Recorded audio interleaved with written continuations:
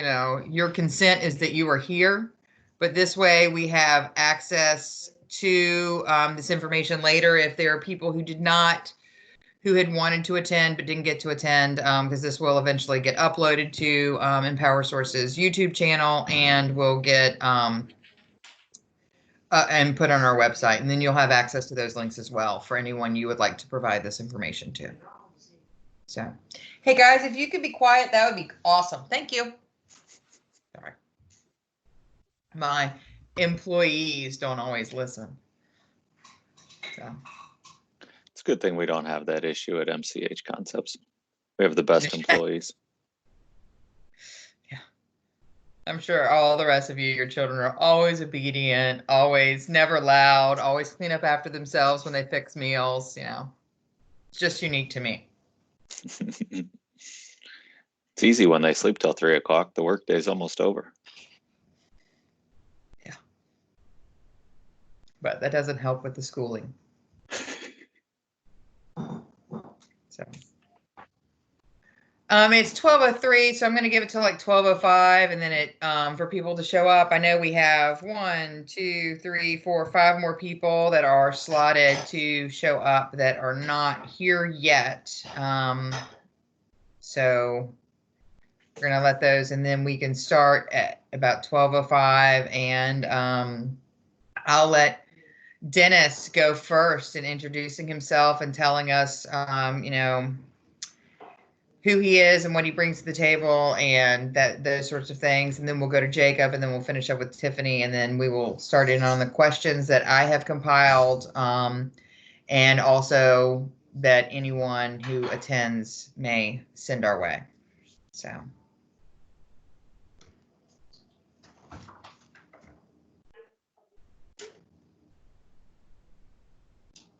Sounds like they're pretty quiet in your kitchen.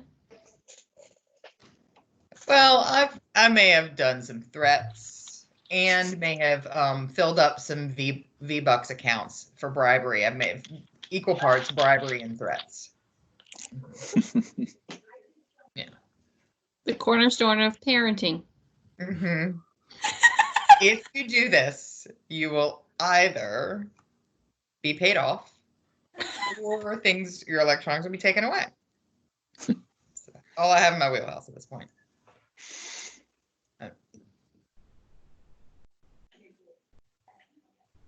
I'm still waiting for this. Waiting for people to show up. It's a little bit like hosting your first boy-girl party in middle school. Yeah. Well, I think we should get started. Okay. Well, then I'm just going to go ahead and officially, once again, introduce myself. My name is Elizabeth Johnson Phillips, and I am the content developer for MPWRSource. And we are doing these webinars in order to provide information for our clients and the public at large. A lot of people have a lot of questions about a lot of things in the midst of the COVID-19 crisis. And today we are talking about financial relief opportunities for small businesses and small business owners, and being able to have access to all the opportunities that folks can have in order to, in whatever way we can keep business, going business as usual in the middle of unusual times. That's sort of what we're trying to shoot for here. And as I said before, I'm going to start with Dennis. Please introduce yourself. Tell us a little bit about your expertise and what you bring to the table for us today. Sure. Thanks, Elizabeth. My name's Dennis Scow. I'm with Proactive Information Management. So we're an IT company that help small to mid-sized business with their IT systems. We do a lot of work with the medical environment, both medical and dental offices, and we hear a lot of different things from our clients about getting a loan and what are things that we can do to help them with the loan and once they get it too. So thought I can come on and maybe be a little bring some contribution to the table. That sounds awesome. Thank you, Dennis. And Jacob's going to show up, everybody. He has prepared a monologue. Yeah. give us Give us what you got. Tell us your expertise, Jacob. Yes, definitely. I'll try and keep it short. But no, Jacob Robertson. I'm a vice president with Wells Fargo on the commercial banking team. So I work here in Richmond and support companies. Have some information. Really, this information isn't necessarily pertain to Wells Fargo. This is more about the SBA programs that are available, and you can access them through any bank, and it's highly encouraged you access it through your current bank first and foremost.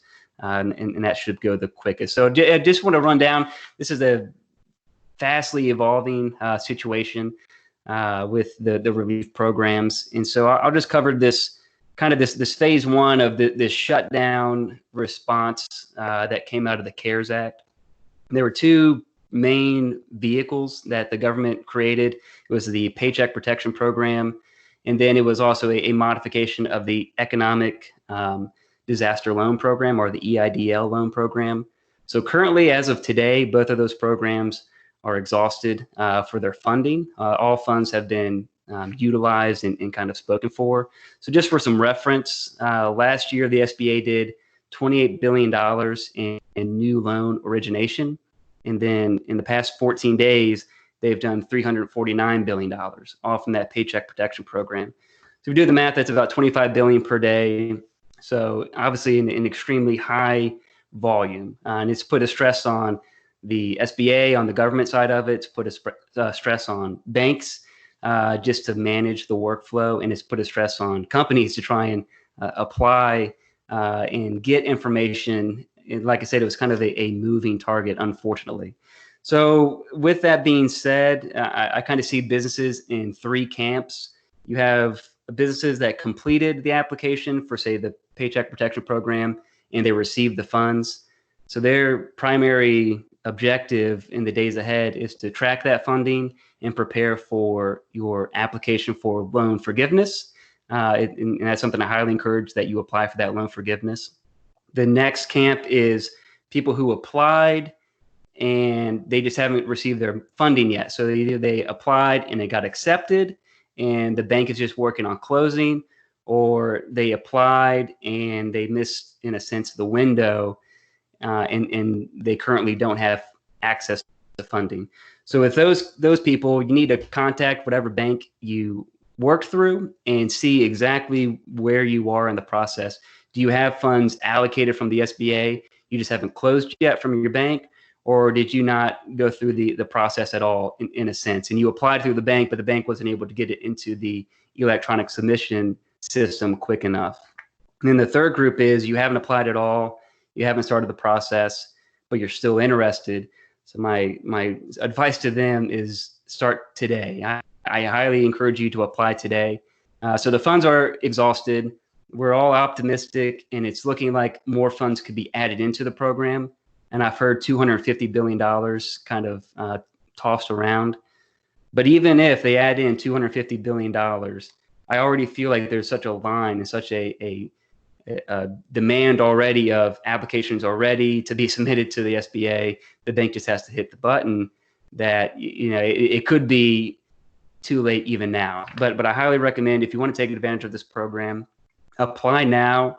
And if you apply and you get down the road and you get to a decision point of, okay, you've been approved, do you want to accept your loan? You still have a chance to say, no, I don't want to accept it. And so just to apply isn't necessarily a 100% lock-in of, okay, I'm going to take these funds.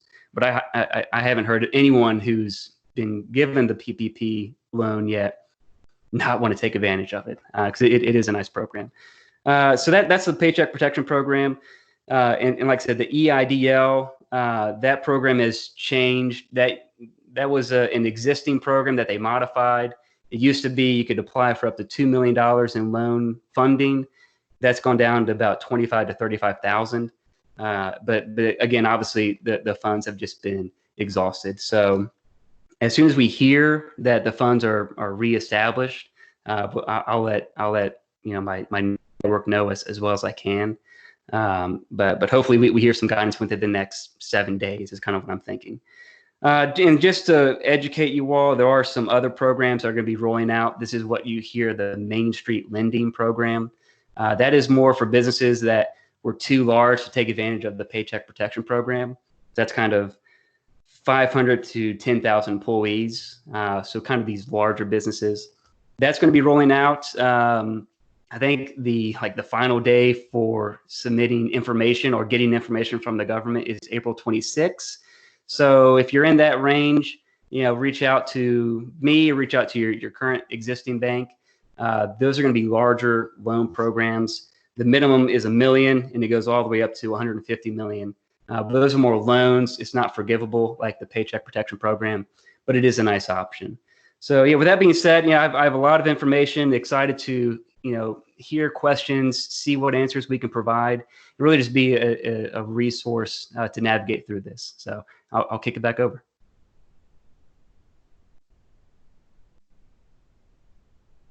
Elizabeth, we can't hear you. Sorry, my kids were in the kitchen and I muted myself. So now I am not muted. Before I kick it to Tiffany, thank you, Tiffany. I appreciate the laughing. It helps. Makes me feel better about the whole situation. I did want to welcome Pam to the call and just let you know if you do have any questions at any time, please let us know what your questions are. You can either type them in or you can just speak and we will hear you. But next I'm going to turn it over to Tiffany Greene. Thank you, Elizabeth. And if you don't know, Elizabeth is who we call Word Girl. She is the master of all the words, and she's our content developer over here at MPWRSource. So MPWRSource, we think of ourselves as superheroes aimed to help small businesses now in light of coronavirus, and even when we're not in midst of a crisis.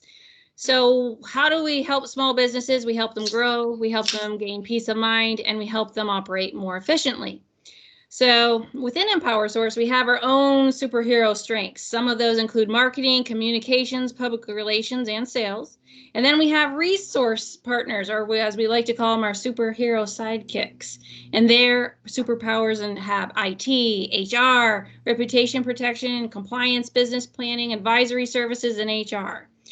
So the way we look at business is we look at it from a very holistic approach. We believe that all businesses should not silo their departments, but they should come together very much like a Spider-Man spider web, all intertwined, coming together and helping the small business. So the reason why I'm sitting here on this panel is because I have over 20 years experience in business planning and market plans. And I also have experience issuing SBA loans, and I've also worked for the SBA under the Women's Business Center. So I know a little bit about how the SBA works under normal situations. And I know right now they're not requiring a business plan, for example. But I believe that in time, you're not going to be that lucky. You're going to have a business plan. So my skill set is in that. And I do know very much what the SBA requires in terms of that. I also know very much what a bank requires in terms of that as well. So that's what I'm bringing to the table today. All right. So I'm going to go through these questions that I've got. We talked a lot about the SBA, the Disaster Loan Program, and Jacob, you've alluded to. Did you forget about Jason? Jason. Oh, yes. No worries at all. I'm Jason Swadek. I am a small business owner, part of Empower Advisors as well as MCH Health, which is part of the families of MCH Concepts. Very familiar with running small businesses myself. So, my expertise or my availability on this panel today is really around the strategy, the planning, and kind of the forethought of, if I do get this money, what do we do with it, and how do we leverage that to really take our business not only to a stabilization through this whole COVID issue, but what can we do to set ourselves up for the future? So identifying marketing opportunities with Tiffany. Now is a great time to be marketing, even though it costs money.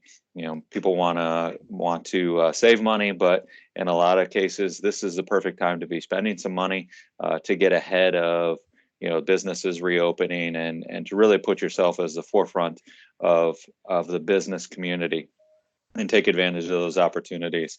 And certainly the strategy, working on business plans in conjunction with Tiffany and the superheroes of MPWRSource, and really thinking of the executive type execution of what to do in this time frame, and what to do if you've got those resources now available to you from the SBA.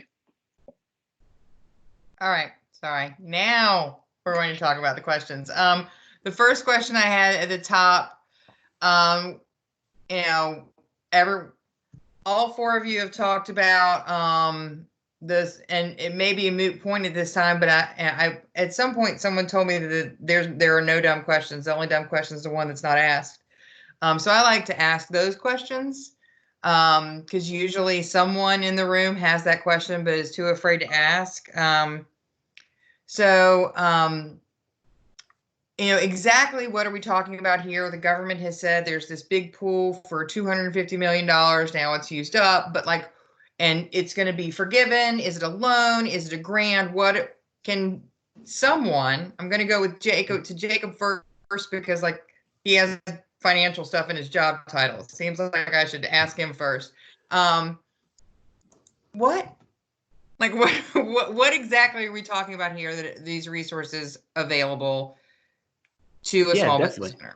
Definitely. Yeah. Great question. And so it's kind of two parts to it. So you have the Paycheck Protection Program. That was a modification to the traditional 7A loan from the SBA, but really it's nothing compared to the 7A loan. It's kind of taken on a life of its own. So if you apply for the Paycheck Protection Program, it is 2.5 times your average monthly payroll from 2019, and it is intended to be used for payroll. So if you apply and you get the loan, it is considered a loan.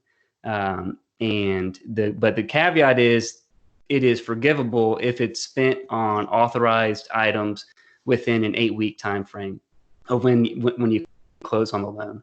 So with that being said, it's kind of two. It's kind of both. It's a loan, and it's also can be a forgivable grant. So if you go the loan route, you take the money out. I believe it's a 2-year term, and the interest rate is 1%. And I might be there might be some conversion, but you have 6 months of deferred payments. So you close on the loan, you're not going to pay anything for 6 months. So that kind of gives you plenty of time to use the funds within that 8-week window, complete your application for loan forgiveness, and hopefully get the loan forgiven. If you have a portion of the loan that isn't forgiven, and say they forgive 75% of it, and then the last 25% you're going to have to pay back, that is going to be converted into this kind of 2-year term loan, which I think, again, it's a 1% interest rate that you'll be expected to pay back. So then on the other side is this economic disaster loan, the EIDL. So that is a loan that you would apply for. Say you apply for a $100,000 loan, then you can request a $10,000 advance, and what they call a advancing grant. So that'd be the same kind of options with the Paycheck Protection Program. So if you request the grant and you get the grant money, if you use it properly and within the same time frame, you can that'll be forgiven as well.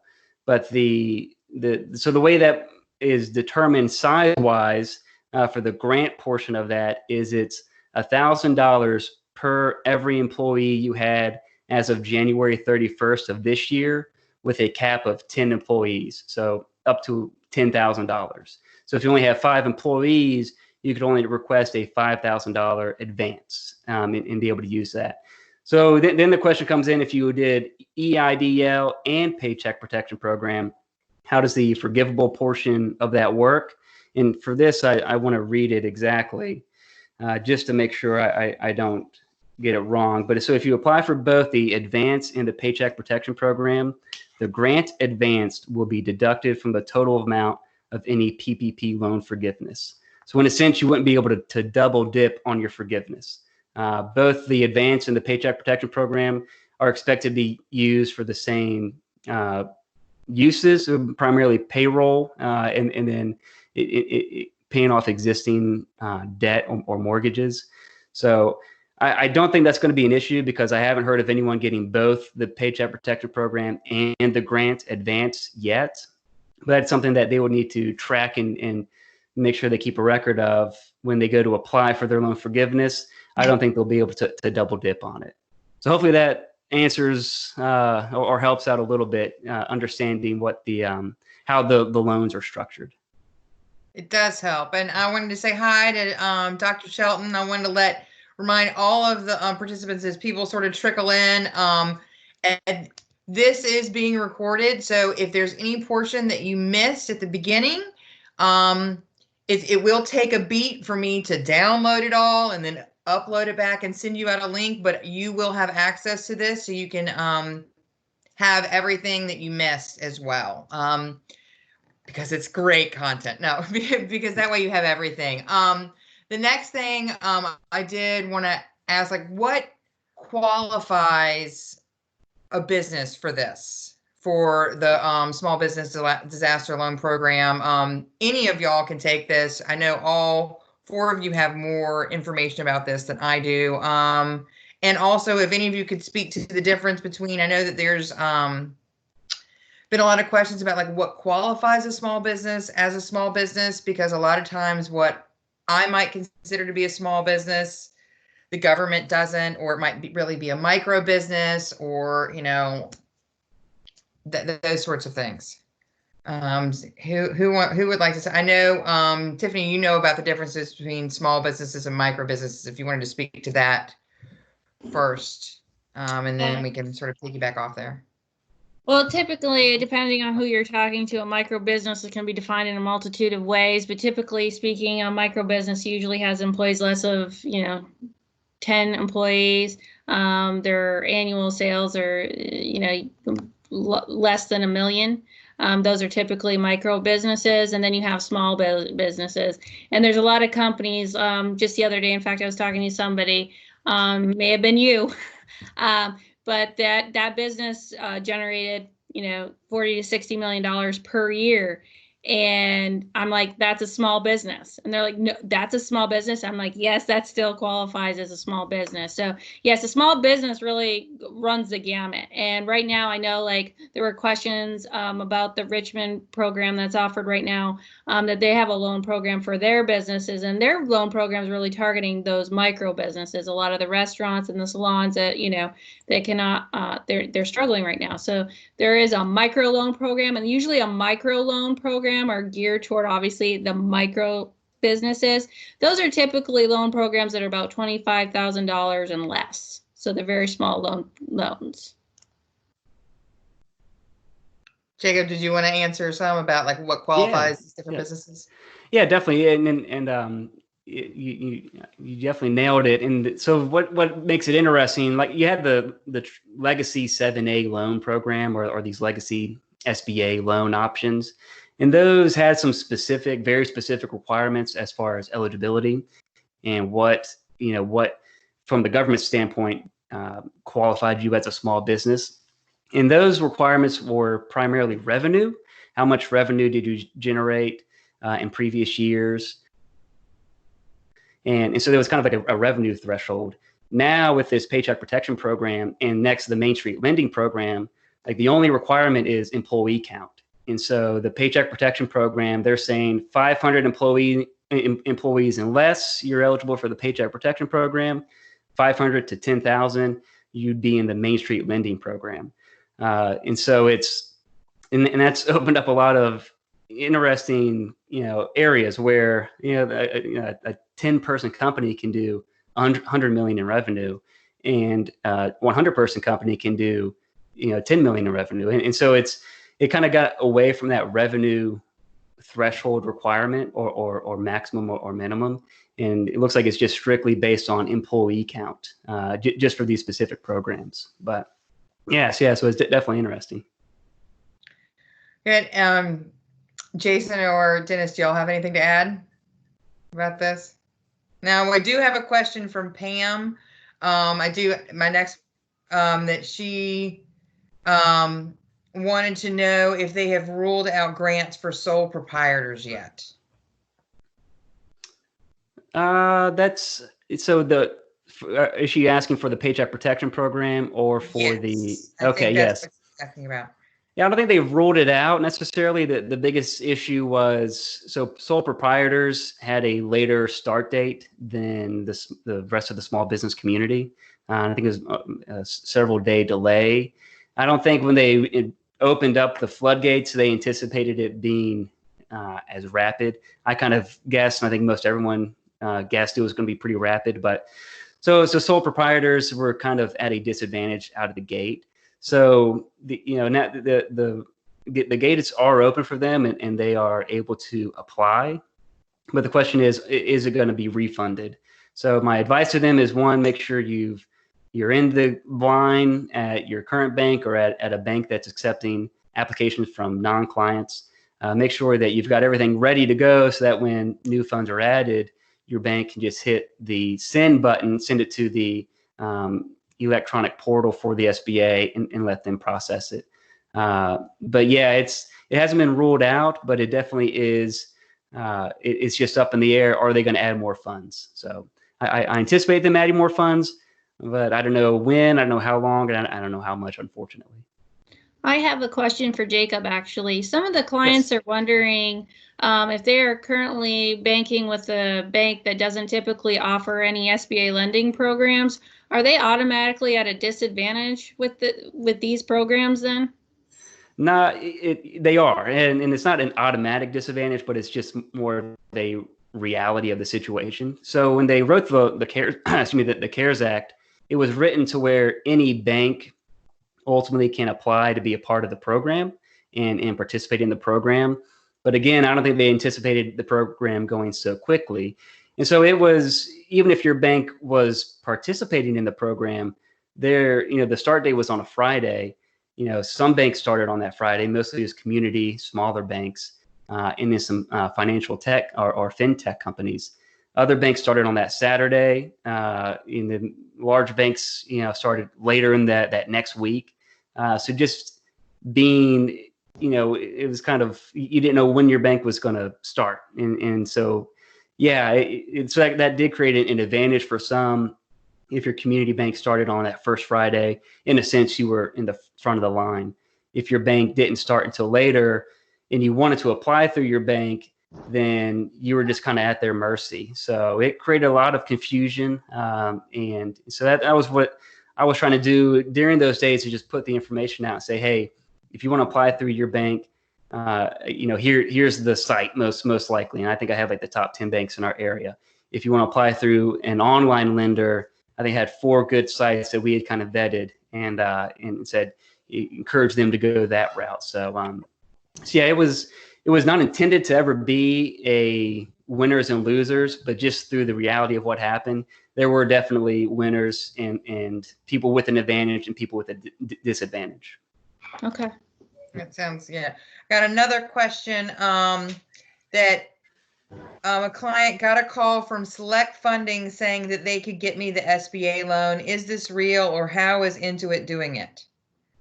So I don't know. I can't speak exactly to them, but there are so like I said, in the bill when it was passed, there was a provision that said, any financial institution, even be it these fintech companies, can apply to be a part of the program. So I would kind of judge each instance individually and not just say a blanket of yes, any and every online institution is going to be able to accept these applications. So they could have just been doing a marketing strategy of, hey, we intend to apply and be eligible for this program. Let's go ahead and collect the paperwork and then submit it when we get our approval. But it did, like I said, I referred a lot of people to companies like Lendio.com, Cabbage.com, and all of those companies were able to process the applications pretty quickly, fortunately, for a lot of clients that their primary bank was just kind of slow to the game. Okay. And how does, similar to the sole proprietor question, how does this affect subcontractors, 1099 people, a lot of good because a lot of nurses and our frontline workers, nurses and social workers are 1099. And what is the status with those types of people? Yeah, I think they were kind of grouped into that one group of the sole proprietor. And so if they're a contractor, I'm pretty sure that if you're contracted to a company and the company applied for the Paycheck Protection Program, that they couldn't count you in their calculation. And so they in a sense won't be able to use the funds to pay you necessarily. And so the intent was, if you're an independent contractor or a sole proprietor, you could apply yourself at this kind of later date. That was about a week after the small businesses got a chance to apply. So I think it goes again. One, make sure you're in line. Make sure you've applied somewhere, be it with your primary bank or be it with one of these secondary lenders. Or I know there's a lot of good community banks here in the Richmond area that are doing good work. Village Bank is a good example. I've heard they've taken on a lot of non-existing clients and helped them with that process. So I'd say reach out to them directly and see if you can get in line. And then it's just a matter of waiting, unfortunately, waiting to see if more funds are added. Okay. Now you've spoken a lot about making sure you get in line so when funds are added. And I think Dennis, you actually did apply for this. So you may also want to pipe in, like, what do I need to do to get in line other than stay 6 feet away from everybody else? What documentation is needed to apply? What paperwork do I need to gather together? Do I need the help of an accountant? What does get in line even mean? Dennis, you want to go first? I know you applied for this. I got in line at 2 a.m. for Bank of America. That's who we currently have as one of our first banking relationship. And we have other relationship as well. But to get the loan, to apply for it, very different bank has different process, I believe. I spoke to a couple of our clients too. They all have a little bit of different process, but generally they're looking for the payroll from 2019. I think they requested some 941. I'm sure Jacob probably back up. Everybody's a little different. If you have a payroll company you work with, they generally are pretty good about coming up with a report for you to calculate what the actual payroll cost is. And that was a big mistake we made, was that it was not what we pay on the payroll, but what the actual payroll cost is, which is the actual gross payroll. And believe you have to deduct the Social Security and the FICA and the Medicare, and then you add in your health benefits that you provide. But there's a magic formula that Treasury put out that they give you that gives you the payroll cost, and it's 2.5 times of that. So it wasn't bad. I think the process was extremely easy. I heard from some of our clients who got the loan and who already got approved and who already got funding starting last Monday. Some bank was 3 pages and that was it. And some bank was electronically 10 pages of the loan document on closing, and they didn't ask a lot of questions. So I haven't exactly got my closing documents yet, but I've heard that it was not a very lengthy process once they get it. And I think the magic here, I guess the big $1 million question is, once we get the fund, how do we use it internally, and which portion of it is forgiven and which is not? And I think that's sort of alluded to what Jacob was saying. I think that's still a little bit of a moving target, right? And I do know that Treasury kind of came out last minute with a new process or a new way of calculation, and then we had to reapply or re-put up our the payroll numbers and stuff like that. But so there's still a little moving target on how it's going to be forgiven, I guess, if you will, and so on and so forth. So I'm just waiting. I'm waiting the bread line just like everybody else. I guess we're just waiting digitally now, not waiting physically in the bread line, if you will. So. Yeah, you nailed it. And so to kind of visualize it as steps. So you have the first step is you apply, and then the bank isn't going to underwrite these loans like they typically would, since they're 100% backed by the government. So the bank is all they're going to do is verify. So that's where you got to have different banks have different requirements. what are they going to use document-wise to verify that you're an actual company, you were open before the deadline, which I think was like mid-February of this year, and this is your payroll number from 2019. And so the bank will collect that, verify that information, and there might be some back and forth with you and your bank if there's any discrepancies. And then it's on the bank to submit it through that electronic portal, and then the SBA receives it in the portal. And all this is time-stamped to make it as fair as possible. Then once the SBA receives it, they're relying on the banks who verified it, so it goes pretty quick from that standpoint.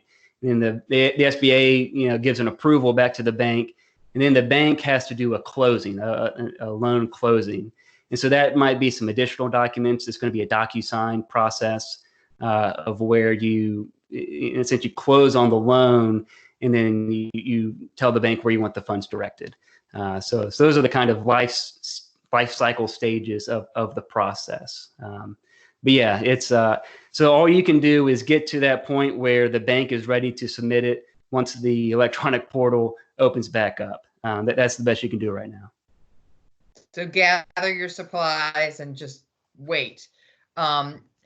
Let's say I am in that group of small business owners that I have applied for the loan. You said that there's that one group that's already been approved.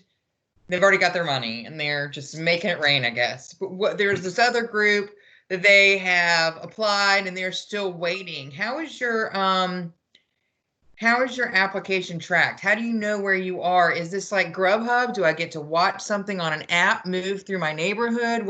How does that work? Yeah, it's a good question. And really it's going to be dependent on what bank you went with. And so, but the process is you want to ask your bank, did you submit this to the SBA? And did the SBA come back with a loan number and say, this loan is approved for this amount, and this is the number tag that's been assigned to it. And so as long as you got that, you might not have closed yet, and you can work out the closing process, but that kind of guarantees your funding for your loan. So you want to ask your banker or whoever you went with, at what step in the process was my loan specifically at?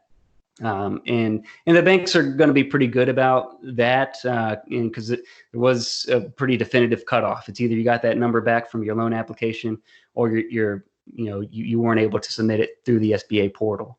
So if you got that loan number back, your next objective is to just close the loan. So get whatever is needed from your bank, do whatever DocuSign is required to close the loan. If you didn't get your application submitted and then approved by the SBA, then again, you're kind of on that front end of, you're just waiting for the portal to open back up. Okay. Now, if I'm one of those people who gets all the money, first of all, let's just imagine that. But if I get accepted for a PPP loan, I know that I have to use this money for payroll. What if I need to let someone go? Am I allowed to?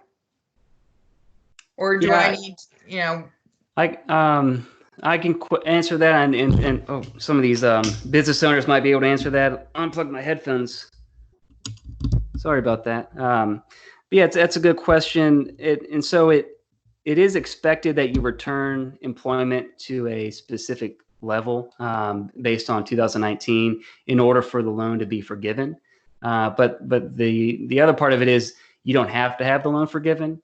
So if you want to just take this money and use it for things that don't go towards that forgivable portion, and then the loan would just convert to a traditional loan after those first 6 months.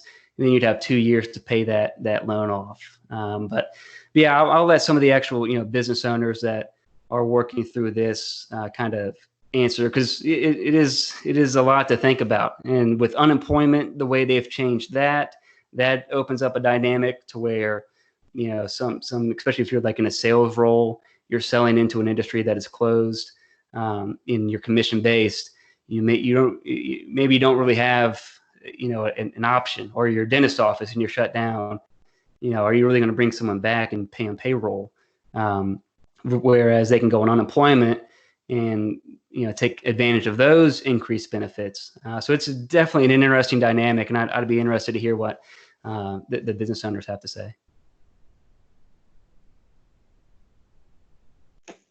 I was on mute. So I think really at the end of the day, what the government's really trying to do right through the program is try to entice people to keep as many employees as possible during this program. So you can for sure let somebody go, but at the end of the day, the general rule of thumb is in June, they're going to look at your overall number of employees, and they want to see that you kind of, in essence, sort of maintain it. So if you've let an employee go, and let's say, you've got to rehire, they're going to look at the end number in June, let's say June 30th, and they're going to say, oh, okay, you've hired somebody to replace that. That's okay. That will be forgiven. But of course, if you have an employee that, let's just say, it's just not the right fit, they're underperforming, obviously, you don't retain an employee just for the sake of retaining them. But this is just an encouragement to try to keep the economy going by trying to keep as many of the number of heads as you had before this going. Yeah, and the forgiveness will be calculated on a percentage basis. And so say you had 10 employees and you fired 5 of, or you laid off 5 of them, and then you brought back 4 of them in this window up. And like you said, I think June 30th is kind of the cutoff. Then they'll say, they'll do the math and say, okay, 80% of your loan is forgiven, and then you have 2 years to pay this remaining portion back.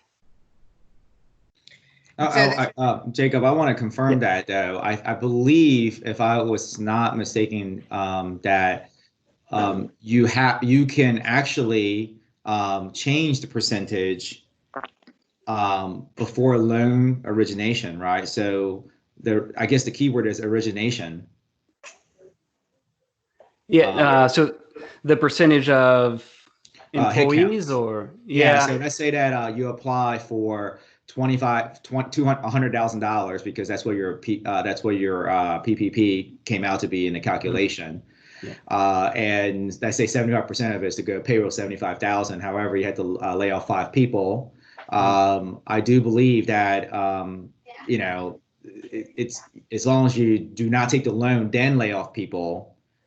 Is it the origination date? I think it was your employment headcount was from a date in the past, kind of before all this happened. So I want to say it's like your average from 2019 in total.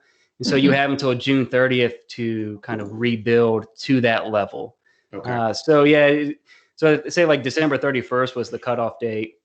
January 31st, you hired 100 people. That's not really, and then you had to let them all go, unfortunately.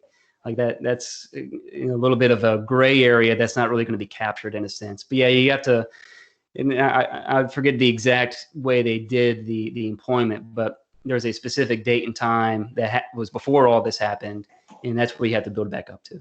And is it based by headcount or based by payroll cost? It was, I can't remember the exact verbiage, but it was basically full-time employee. I think it's FTE calculation. So how many full-time employee equivalents did you have during 2019? That's what you had to build back up to. Right. You mean, so yeah, not necessarily a number, but headcounts are not the payroll amount. Right. Yes. Correct. Yes. Yeah. So it's more people-wise. Yeah. Right. Okay. That makes sense.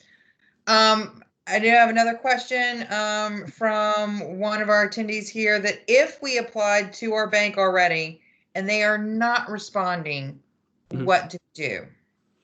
Yes, that's a good question. So you can only apply, your application needs to only be submitted once to the SBA portal. So the question a lot of people get is what stage am I really at? And I know like at our bank, one of the first stages was just an expression of interest. And so people went on, did a questionnaire and just expressed their interest. And that was kind of the first step. So they hadn't really officially applied through the SBA. So you need to determine, have I really applied? And if your bank's not being responsive, you can reach out to me directly, and I can try and find out some information for you. I've helped people with other banks, but you need to determine where you are in that step. then the next step, if I haven't officially applied through the SBA, then I have the choice to go to a different organization, a different financial institution, and see if I can go on a faster track there. And I've seen people do that. I've helped people do that. And because I knew this was going to go so quickly, it was, what's the fastest route? Is it, like I said, a community bank? Is it this online lender? And where do I feel the most comfortable? Some people still want to go with a bank. So if they were with one of these big banks that hadn't rolled it out quickly, I said, okay, let's check out some of these local banks and just give them a call. I'm sure they'll be happy to help you out. If you're more comfortable and you aren't too worried about it, and you trust a company like Kabbage.com, Lendio.com, go that route, and they're able to process it just a little bit quicker. So yeah, the big question is, where have I applied through the SBA? And when the application is received by the SBA, they're going to bounce it against their system that's already been processed. So even if you do accidentally go two routes and the banks try and apply, whichever one gets in first, in a sense, that's going to be the one that counts. And then if the bank submits it again, the SBA is going to bounce it against their system, say, okay, they've already applied, and it's just going to get kicked back and denied. So I don't really know of any repercussions necessarily. I assume there's going to be a lot of duplication, unfortunately, but try and manage it the best that you can as a company, and try and just keep your official application to one institution. That makes sense. Now I'm looking at some of these questions. We bounced around a lot. In terms of, y'all have said payroll. Are there other things other than payroll that you can do with this money? Can you say, for example, buy software with these things, things that will help your business go forward in light of coronavirus? Or do those things count? Or will they be part of that non-forgivable money? Yeah, if you use the funds, as far as I could tell, if you apply for the Paycheck Protection Program and you use the funds for items that aren't forgivable, then the loan would convert and become like I said, a 2-year loan. So that is a route. I wouldn't encourage that, because you would be missing out on free money in a sense. So what I am encouraging other resources through the government is through that traditional 7A loan program. So currently, anyone who has a 7A loan from the SBA, they have the next 6 months of their payments made. That's not a deferral. That's not a delayment. That's the government is going to make your payment for you for the next 6 months on your SBA loans. So with that being said, between now and I think it's like the end of September, any new 7A loan is going to have the first 6 months paid as well. So you can take advantage of that 7A loan and have 6 months paid for you. So one, in a sense, it's 6 months of free money, and then you're not going to be paying for 6 months. And then a 7A loan is desirable, has nice terms, but it can be a little bit of paperwork in a sense to get through. But the nice thing also is, for most banks, the legacy 7A loan program is going to be separate from this Paycheck Protection Program. So they should have the bandwidth to process both. But I think one caveat is, for most banks in the SBA, I don't know if they'll extend a new loan to a company that's been shut down, like a dentist office, for example, or a hair salon. I don't think any bank is going to be lending new money until we officially kind of open back up. And so that kind of goes into the next phase of this recovery. Once we're out of this shutdown phase and we start opening back up, then I think that's when businesses will be eligible for the 7A. But if you haven't closed down, if you're still open and operating, the 7A is a nice option if you want to explore, taking investing, like you said, reinvesting money back into your company. So for business development purposes. And typically with a 7A loan, though, too, that's where the business plan comes into play, right? That's where you have to actually bring a significant portion of documentation in order to be able to get that loan, unlike other programs. Yeah, it's extensive, like I said. But a bank can work you through that process. And we do SBA loans. We're one of the top SBA lenders. You don't have to come with us, and you're encouraged to go wherever you feel comfortable. But it is a nice option, and it's a process. But a lot of people have time on their hands right now and want to take advantage of some of these lower rates and really kind of.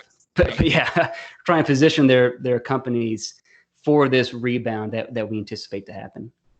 Okay. Yeah, I think it's a good opportunity to be working on your business plan now, so then that way it's ready in case you do need to go get that 7A loan. Yes. Yeah. Yeah. For Wells, I have another question here. For Wells Fargo, if you applied, are you earmarked? Meaning that now there's no money, and so there's no longer accepting applications. But have you been earmarked just by putting in the application before the funding is gone? I guess so. If you got in line last week, are you better off than getting in line for the new money this week? Yes, yeah, definitely. Everything, at least with the Wells Fargo system, has been time-stamped from the start internally, and that is directly driving how the applications are being processed. So we have a team. It's a decentralized team. We've pulled thousands of bankers across the country into this program, and the way we've been trained is you just go to your queue and you don't really know who it is, but it's just going to be the next one in line. And so that's the way we've been working through it. So yeah, the sooner you got in, with Wells Fargo, and I assume most banks are going to be like this, the sooner you got in, the closer you are to that next step. And so if you applied with Wells Fargo and we weren't able to submit your application to the SBA quick enough, then as soon as the money comes back in, you'll be that much closer to the front of the line in a sense. So my question would be, confirm where you are in the process. Have you had all of your data verified? Has someone from Wells Fargo reached out and said, okay, your application is ready to be submitted? That's a part of our internal process. Or if you had your application applied and accepted by the SBA, are you just waiting for the closing process? So I would say just verify and confirm that just to make sure. Okay, that makes sense. We have about 5 minutes left to the end of the hour, so I just wanted to give an opportunity for each of you if you had anything you wanted to add. And also, I did want to once again remind everyone here that this video will be available. I will email it out to everyone who's here and also make the link available for you to share with other people who might find interest in it. I wanted to also highlight, we did talk a little bit about, if you could let anyone go, it might be of interest to know the difference between what it means to furlough your employees versus laying them off. And we talked about that at our webinar last week. So if you go look at the website to see this webinar, you can find out information about that webinar. Also, I wanted to mention that we are having another webinar next week about teleworking and how to do it well. And, maybe I will highlight the ways in which I bribe my kids to be quiet again. I don't know. But have that. So is there anything coming to the top of their mind that any of you guys wanted to say, oh, I have that one last thing I wanted to make sure people know. Now is your time to let us know that. Hey, Jacob, there's Yes. something I'd like, I think it would be good for people to know, because back in the day when I used to work in the SBA world, people didn't seem to understand this very well. And what is the difference between an SBA 7A loan versus getting a straight up small business loan? I think people think that in essence, there's some way, no collateral needed, that's basically free money in some way, but it's not. Would you mind explaining to people what the difference is? Yeah, definitely. It's a good question, and I hear that a lot too. And so it's kind of measuring their expectations. But so a 7A loan, an SBA loan, is a loan that the government is going to back in a sense to a certain percent, and so it's typically I believe 90% loan to value. So it gives the banks a little bit more comfort with dealing with those kinds of loans. But it is a process to it. So as far as bringing money to the table, you're still going to be expected to bring money to the table, but then you're going to need to be an established company.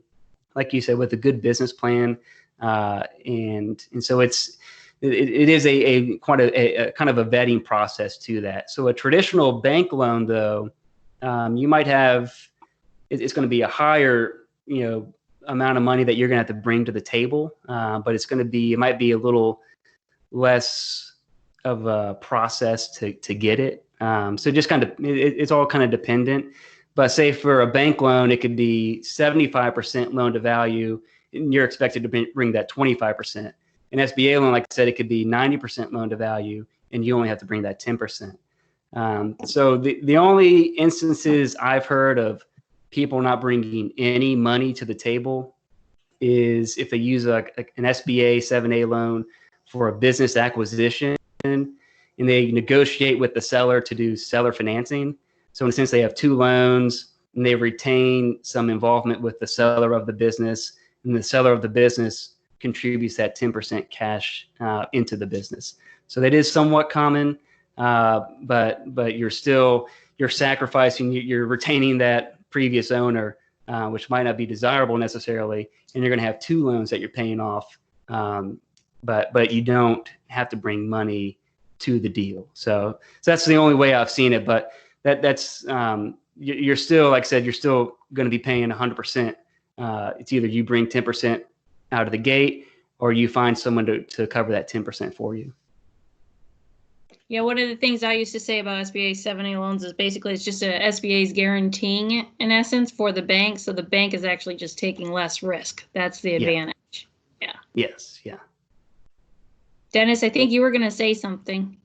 All I was going to say is that, we have a lot of clients who are doctor offices who's been, especially the ones that are elective surgeries or things that is, I guess, not considered non-essential elective surgeries, I guess, maybe that's the right term, that is affected by this. And to kind of stay there, if you already got in, you will get there. But I think, it's just a matter of timing. And also check your bank account. I checked my bank account early this morning. I had a nice little surprise. I had the tax refund or rebate stimulus that came into my account this morning. So I think everybody's kind of getting it at different times. So I got mine last night. So it's kind of a nice surprise going into the weekend. Except I have nowhere to spend it except on Amazon. So yeah, but even now they're delayed. Amazon is now delayed. They've even stopped giving recommendations because they're so inundated with, everyone's supply, our necessities. Yeah. Well, thank you everyone for coming, and I will make sure that I get y'all all this information once I have everything uploaded. I really appreciate y'all joining us today, and I know I learned a lot, and I hope you guys did too. Thank you so much. Thank you much. Thank you. Yeah, enjoyed it. All right. Bye-bye. Bye-bye.